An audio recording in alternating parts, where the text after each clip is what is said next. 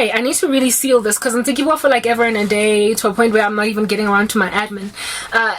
So this chick, now please go check out the previous part to gauge what ended up happening in this dream. Hey, God was showing me how exposed through the occult, in that people are going to consult and then find out that she put spells on them. They then will consult with each other. Di Versace tsa gagwe le di Gucci di tlo tsamaya ko aeroplaning marena o landa and o landa with a thud. She's going to crash, right?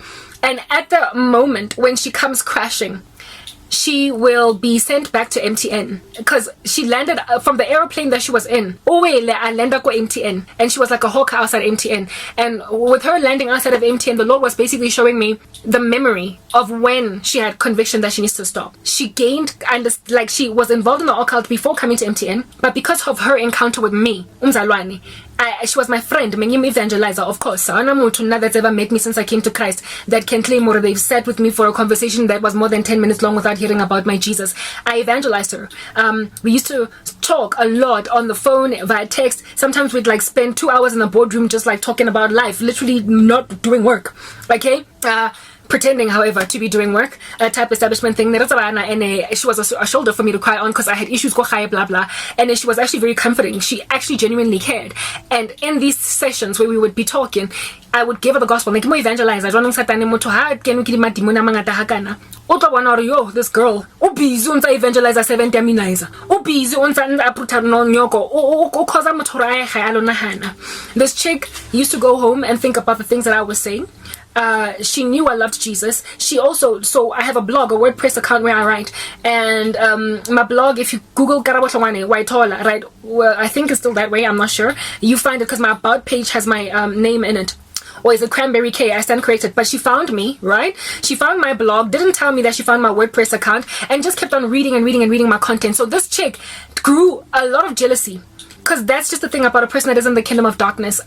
They tend to covet or envy. I spoke about how it's like a crime of passion when they bewitch Christians. They envy the godliness and the purity of Christians. They have a bittersweet relationship with us. And when they're not ready to repent and give their lives to Christ, they then afflict us. Bare abuser as opposed to embracing Jesus. Because that's their way of dealing with tabara. They don't want Christ. They then hit us with it, right? Cool. So this chick was always in my ministry, and I knew that she was checking out my content, and for me it was like, it's cool. She doesn't have to tell me. She's cyber stalking me, but it's okay, because when she stalks me, she comes across the gospel. It's alright. So she might actually get born again. I'm very well written. I'm godly. I'm beautiful. I'm all these things.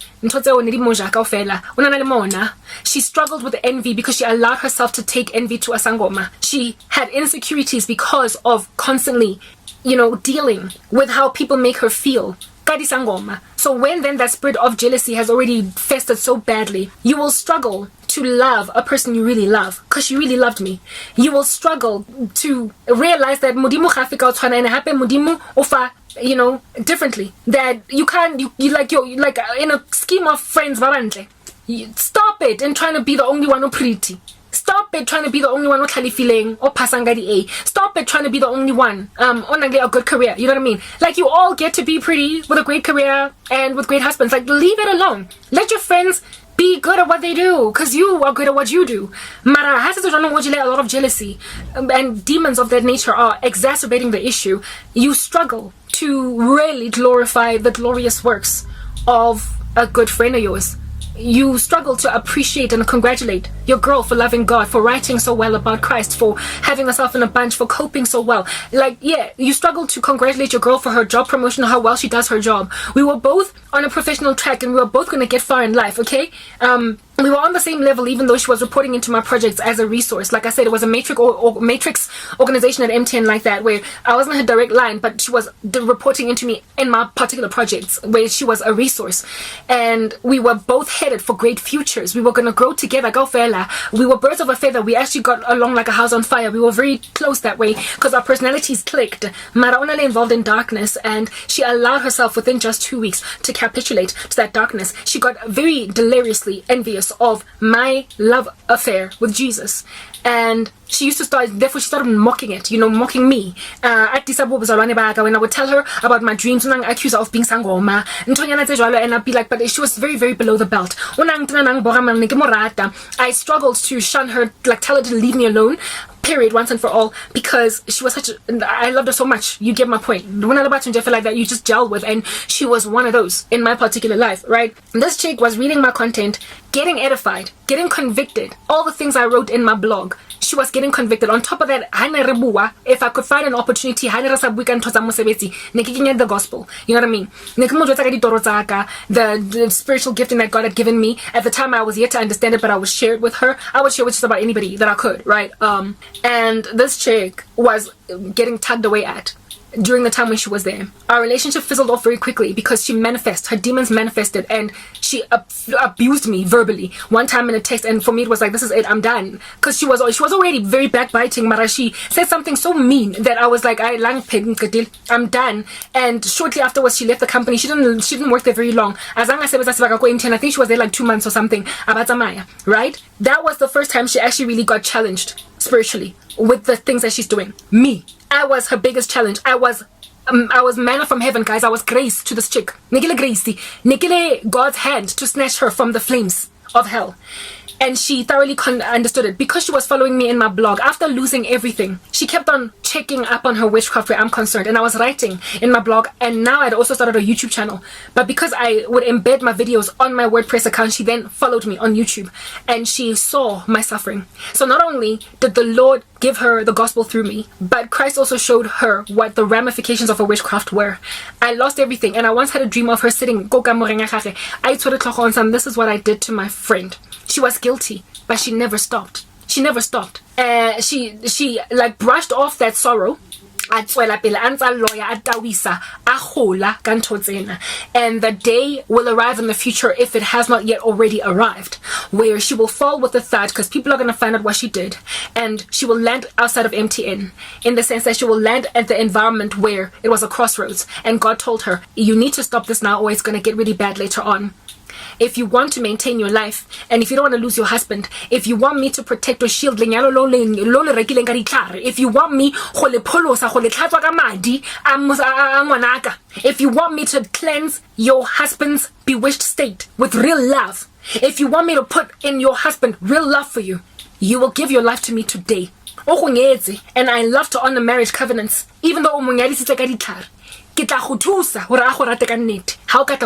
she had all that conviction when she was working for MTN because of me, because of my ministry, because of my blog, because of my testimony and witness to her.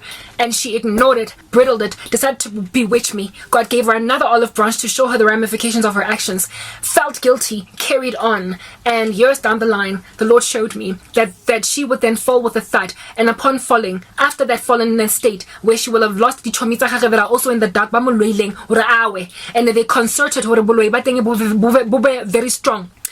She would then remember that years ago at MTN, I met this girl and she told me the truth. And if I had listened to her, my life wouldn't be like this today. She essentially gets to a point of regret. Now, why did I tell you stories at Cherry? Many of them are at that place right now.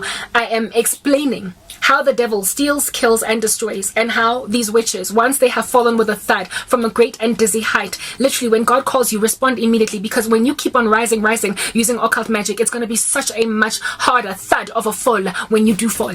Rather fall from a small little height than fall from like a splatting height where there's no chance of survival. It becomes so much harder to walk away from the darkness when you have already gained a lot using it.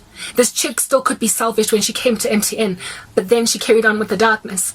And now all she can think about, or at that stage, I don't know if that all the judgment has already arrived at her doorstep, all she can think about is, I had an olive branch, but once you have fallen so badly, landing with a thunderous thud, that's when the arrogance and the pomp comes in. I know this stuff works, and it's like throwing money into sunken costs. It's like things have fallen apart, Mara. I gained a lot through this thing, so I will fix it. And that's when they get finished off. Let's move on to the next part.